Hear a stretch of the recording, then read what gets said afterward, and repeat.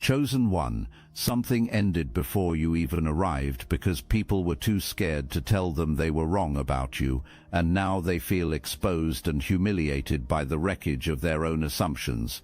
A chapter someone else wrote using your reputation as a weapon has concluded, and the person who treated their lies like scripture is now feeling the full weight of a narrative that was never based on anything real. Your instinct wasn't anxiety, it was a functional, operational power that has now confirmed you are built differently, leaving those who plotted against you to face the public collapse of their own poisoned starting point. Here is where it truly begins. Pay close attention, because this is the part that reframes everything else. When this person looked at you, they saw abundance, they saw stability, they saw someone who is grounded in what they have, careful with what they carry, quietly and consistently building towards something significant. They saw someone who does not announce their wealth because they do not need to. They saw the kind of foundation that does not shake when the pressure rises. That image did something to them. It revealed the gap between where you are and where they are, the gap between what your choices have produced and what their choices have produced. And here is the brutal truth about people who cannot close a gap through their own discipline. They do not work harder. They do not look inward. They do not sit with the discomfort of self-examination. Instead, they look across the gap and ask a completely different question. Why does that person have what I want? And when pride is steering the question, the answer is never honest. Pride never says, because they made different sacrifices, or because they were more disciplined, or because they chose long-term stability over short-term relief. Pride says, because they took something from me, because they withheld what I was owed, because what they have should have come to me. So this person convinced themselves that your abundance was directly connected to their lack, that your stability was built on something that rightfully belonged to them. Maybe it was a financial resource. Maybe it was an inheritance or a material opportunity they had been quietly counting on. Whatever the specific thing was, they had already spent it in their mind. They had already factored it into a future they were constructing on a foundation that was never theirs to stand on. Then the moment arrived when they realized it was not coming, and that is when the seed cracked open. Here is what they never accounted for. The moment they made you their problem, they stopped addressing their actual problem, and their actual problem was never you. It was the accumulation of their own poor decisions, misplaced priorities, and repeated shortcuts that had landed them exactly where they were. Every hour they spent constructing a case against you was an hour they did not spend building anything real for themselves. Every conversation they had about what you were supposedly withholding was a conversation they did not have about what they were actively doing to sabotage their own stability. You were not their problem, you were their excuse. And the difference between a problem and an excuse is enormous, because problems can actually be solved. Excuses only get louder over time. Watch how fast a wrong assumption can become a war. It begins with one conversation. This person, someone you trusted, someone you considered a safe presence in your life, sits down with someone else and says, "I need to tell you what happened." And what follows is their version, not the truth, their version, filtered through the resentment of unmet expectations, sharpened by the bitterness of a plan that collapsed, and delivered with the full conviction of someone who has already reached a verdict without examining a single piece of evidence. The listener nods. Of course they do. This is someone they respect, someone whose certainty has always read as credibility. The first domino falls. Then comes another conversation, and another after that. The version of you they constructed gets repeated in quiet corners of gatherings you were not present to address. Each retelling makes it feel more settled, more factual, more real. This is precisely how lies gain mass, not through grand declarations, but through the slow and steady accumulation of an uncontested narrative. Nobody questions it, because nobody wants to be the one person who questions it. But here is what you need to hold on to.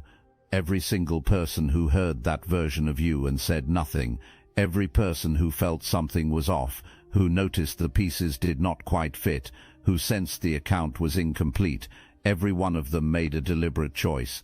They chose silence over truth. And that silence, which felt like self-preservation in the moment, is going to become the very thing that dismantles the entire structure from the inside. Remember that. It becomes important later. Before the collapse, though, you need to understand how deliberately this was built. This was not venting. This was not someone processing genuine hurt with a trusted friend. This was a coordinated effort to reshape your reputation in the minds of people who mattered to you. It was designed to build a version of you that would justify what was being planned next. The accusation was constructed before the charge was even formally made. The perception was poisoned before you had any opportunity to speak for yourself. And through all of it, you did not break. Here is what you were doing, while that false version of you was being circulated without your knowledge. You were working. You were showing up for your own life. You were being exactly who you have always been. And that consistency, that uninterrupted authenticity, meant the lie could spread through perception, but could never infect the source. The people closest to the real you carried the antidote without even knowing it existed. A lie that cannot reach its target eventually turns on the person spreading it. That is not a theory. That is exactly what happened here.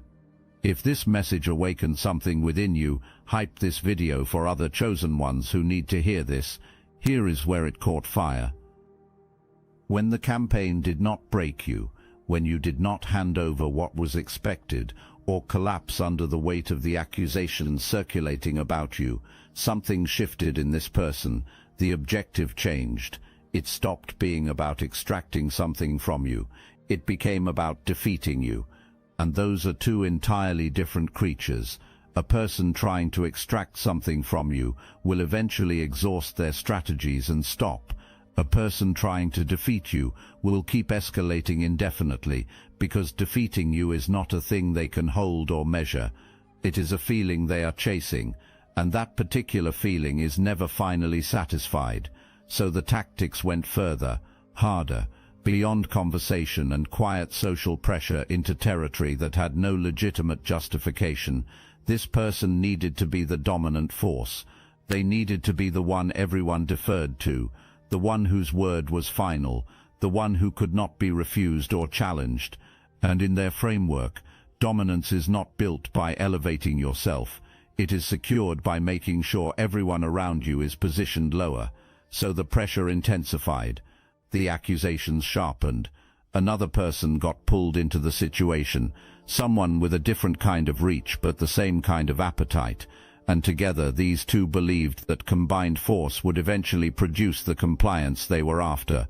They calculated wrong. But here is the part they missed entirely.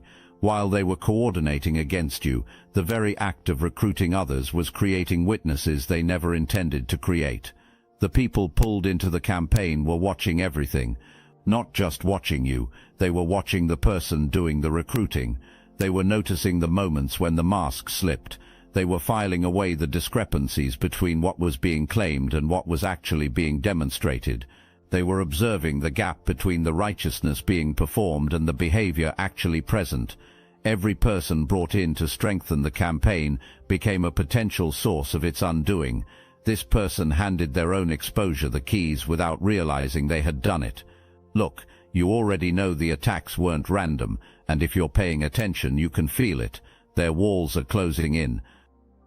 You've also noticed something else. A lot of Chosen One channels on YouTube have gone quiet, videos removed, voices pushed off the platform. The mainstream media is cracking down on us, but we will not give up our voice. So let's talk about what we're doing about it. That's why I built Destiny Engine. And when you join, you're not just supporting your favorite channels, you're also fueling your own rise. It's a 360 win. It generates personalized sequences that help you rewire betrayal into transcendence, turn isolation into sacred power, and transform their downfall into your rise.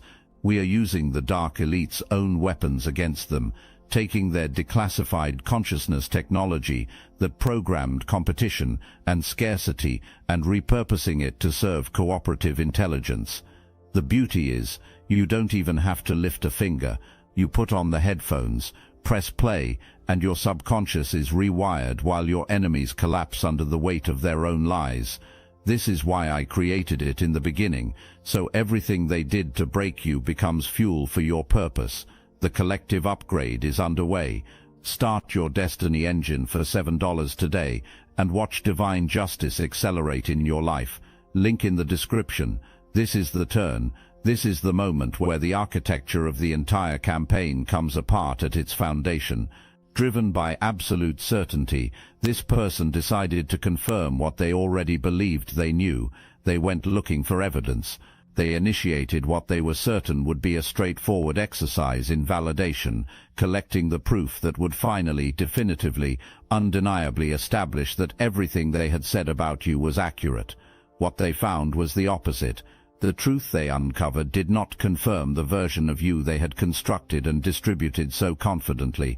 It contradicted it, not around the edges, at the very center. The original assumption, the single belief the entire campaign was built upon, was wrong. Completely, structurally, and foundationally wrong. They had been holding the wrong end of the stick with both hands, walking it into every conversation, repeating it with total confidence to everyone who would listen, and it was wrong. Now, sit with what that actually means.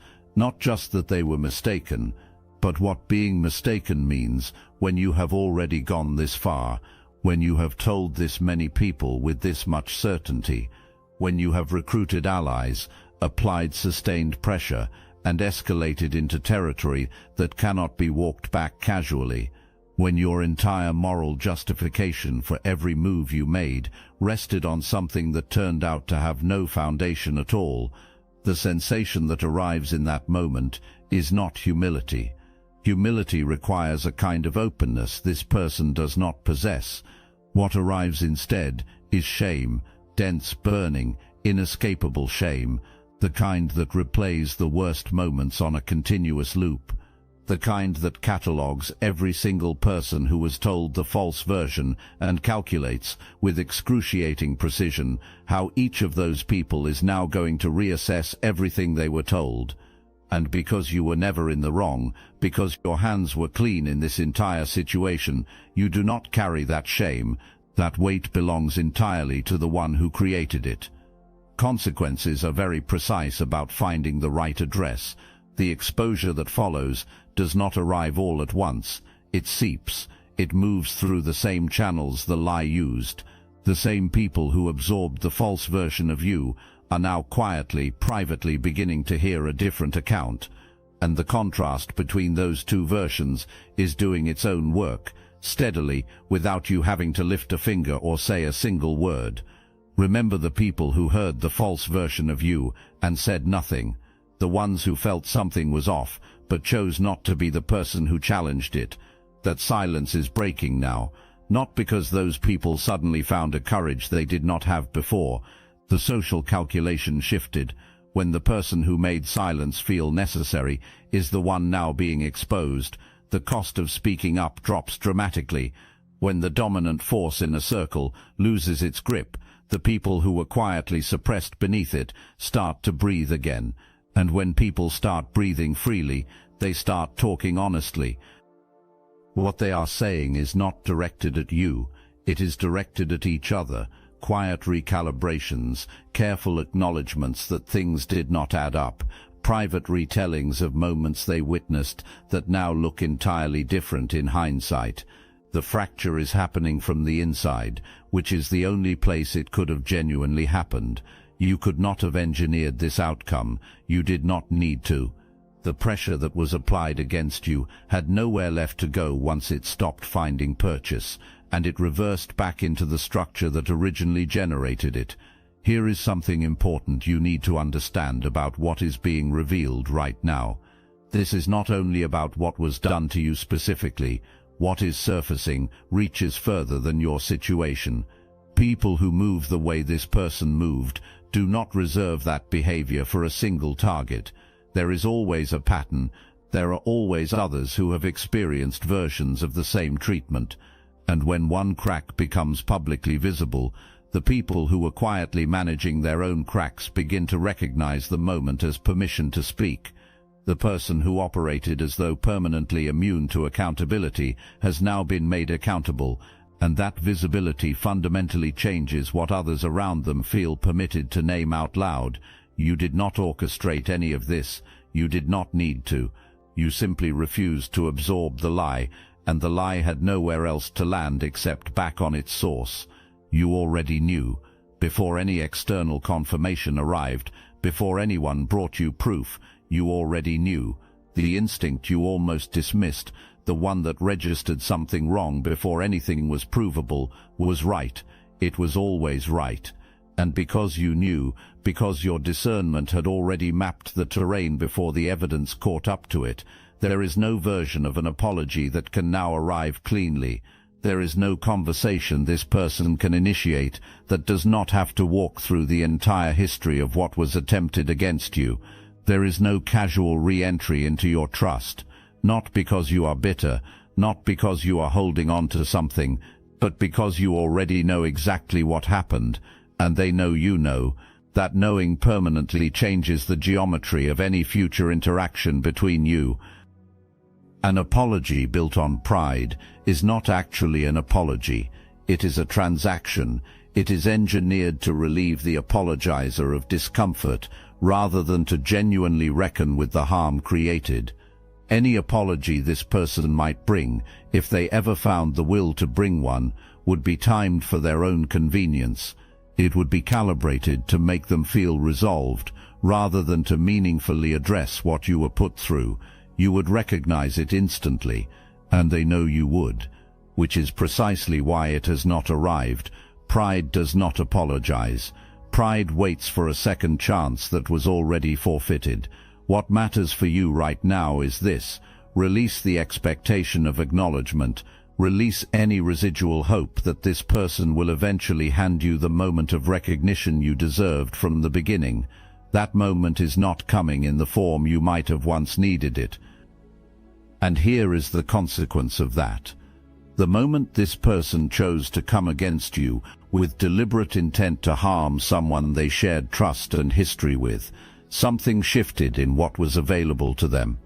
The covering that had perhaps kept the full weight of their own consequences at a manageable distance began to withdraw, not as punishment handed down by some external authority, as the natural result of the direction they deliberately chose to move in.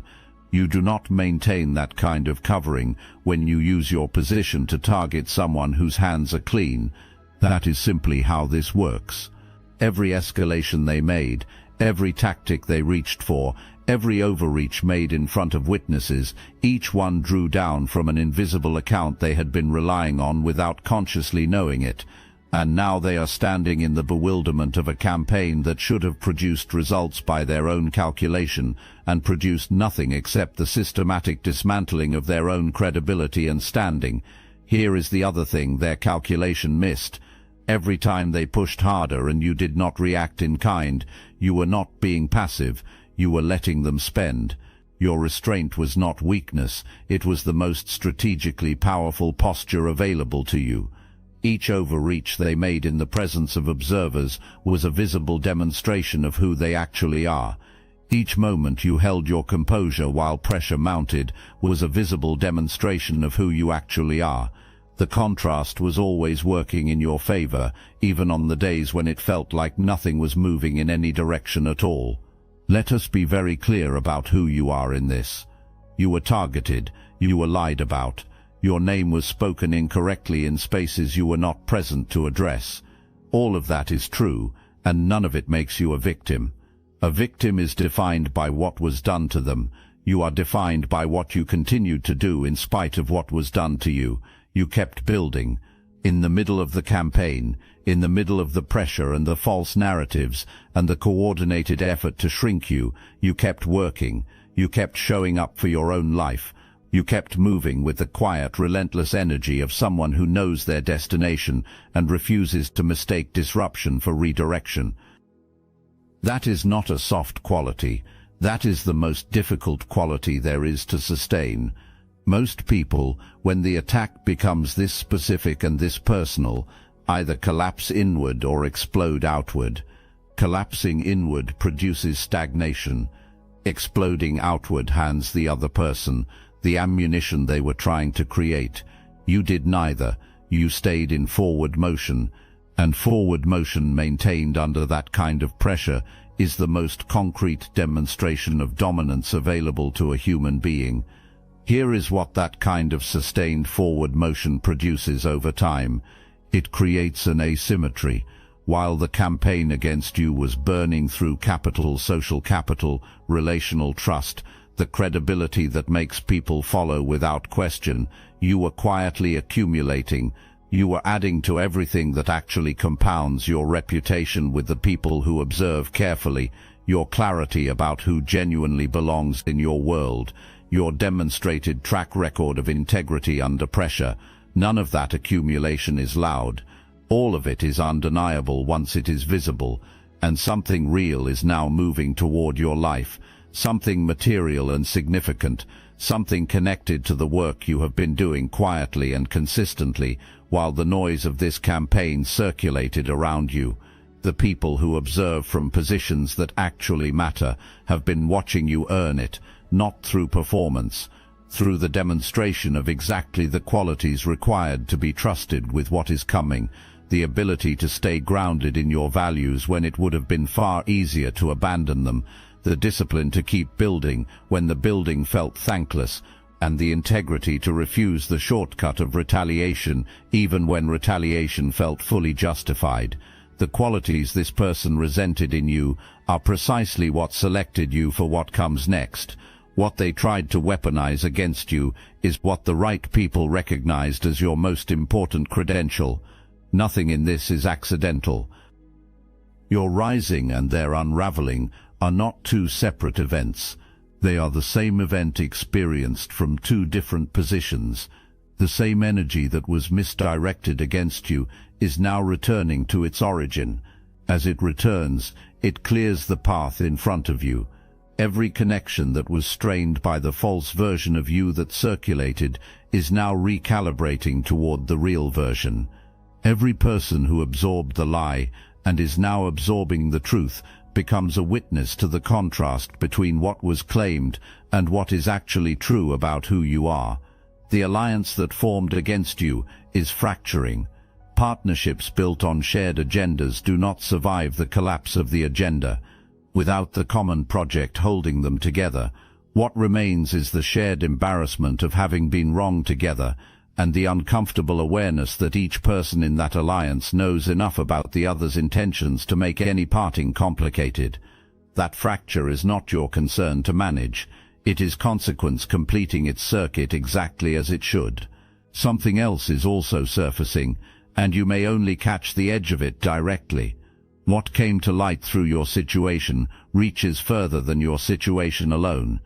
A pattern of behavior is now visible that was previously obscured by the performance of authority and confidence.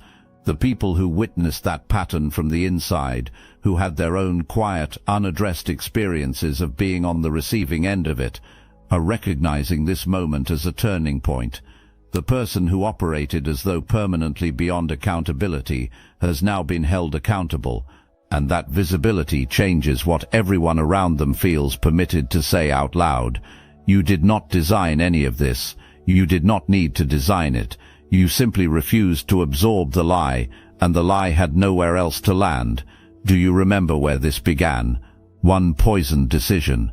One person looking at your life and deciding you owed them something they had no legitimate claim to. Every accusation, every escalation, every sleepless night, every act of manufacture entitlement, all of it grew from that single starting point. Here is what that seed actually produced. Not the harvest they imagined, not the outcome they constructed the entire campaign to achieve. It produced a mirror, and what the mirror reflects is everything this person refused to examine in themselves. The entitlement, the willingness to harm someone they claimed to care about in order to take what they wanted, the cowardice dressed up as righteousness, and the small and grasping vision disguised as a legitimate claim. The seed grew, but the fruit belongs entirely to the one who planted it. You never fed that seed. You never gave it anything to grow on. You lived with integrity in your own lane while it grew adjacent to your path, and then you stepped aside and let the harvest find the person responsible for the planting, because that is how it always works. What is sent out eventually returns to the hand that released it, and the specific thing they were pursuing, the resource, the financial advantage, the material opportunity they had already mentally claimed, it was never calibrated for them. It was never going to reach them regardless of how much force was applied. What belongs to you carries a signature that cannot be transferred through pressure, manipulation, or coordinated campaigns. What is meant to land in your life moves toward you the way water finds its level, naturally, without force and without requiring anyone's permission. No campaign could have redirected it. No amount of coordinated pressure could have rerouted what was already moving with your name on it. What is yours was always going to find you, and it is finding you now. We are back at the beginning, except you are not the same person who arrived there. Something ended before you got here. That was the first thing said in this monologue, and it was true. What ended was the false chapter, the one written about you by someone who had wrong information, wrong intentions, and the kind of certainty that only survives when it is never truly examined. That chapter is closed. It did not close because you fought it. It closed because it was constructed on nothing real, and nothing built on nothing real can hold indefinitely. Your chapter is the one that is opening. Here is what most people misunderstand about being chosen. The opposition you face is not an interruption of your path. It is not a detour you have to recover from before your real life resumes. The opposition is part of the process itself. It is the specific and precise pressure that produces the exact version of you required for what comes next. You cannot arrive at the next level carrying the same limitations that existed before. Something has to test those limitations. Something has to put genuine pressure on what you are made of before greater responsibility is placed in your hands. This situation tested everything you had, your patience, your integrity, your ability to remain grounded when the ground was being actively destabilized beneath you, your capacity to hold your composure when every instinct told you that you had every right to retaliate, your willingness to trust a process you could not fully see when the visible evidence around you was designed to make you doubt yourself. You passed, completely, not narrowly, not barely, not by the skin of your teeth, completely. What follows that kind of passing is not a certificate. It is not public recognition or a moment where everyone who doubted you lines up to acknowledge what happened. What follows is access. The next level opens. The door that was always present but required this specific, tested, clarified version of you to walk through it. That door is open now, and you are standing in front of it. You know that now. After everything, you know it not because someone handed the knowledge to you, but because you earned it under the most demanding conditions available. That kind of knowing does not leave. It does not fade when circumstances get difficult again. It is the bedrock version of self-knowledge, the kind you can build absolutely anything on. Now consider the full arc of what just unfolded. The poisoned seed in part 1 and the mirror it became.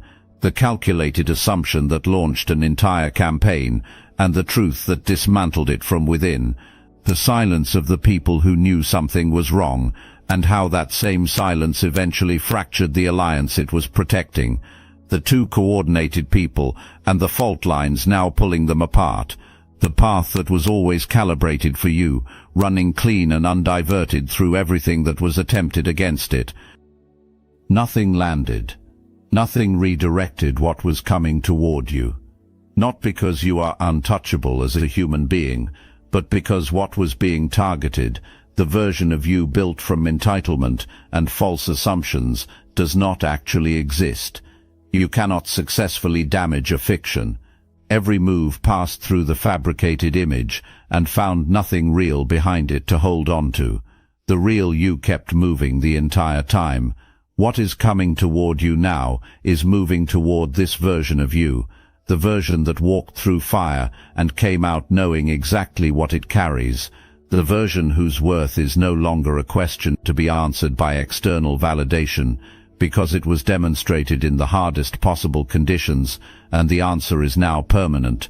The person who set all of this in motion is somewhere right now, unable to sleep, watching the outcome refuse to resemble anything they planned, watching their credibility, the credibility they assumed was a permanent fixture of their identity, quietly drain out of every relationship that once reinforced it, watching the resources they believed they could intercept continue moving in the direction they were always going to move, and finding in the circle around them that no one is willing to reassure them that it will be fine, because even the people who were once their most reliable supporters can now see the mirror clearly, and what it shows them is not something easy to defend.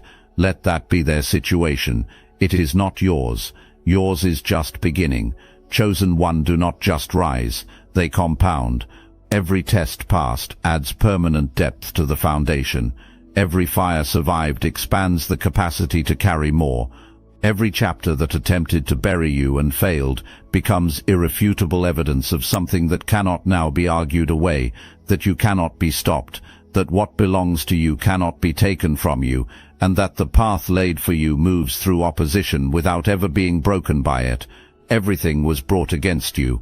Every person, every tactic, every angle, every piece of pressure believed to be leverage, and here you are, still standing, still building, still covered, still compounding. Walk forward like someone who knows exactly what they carry, because that is precisely who you are.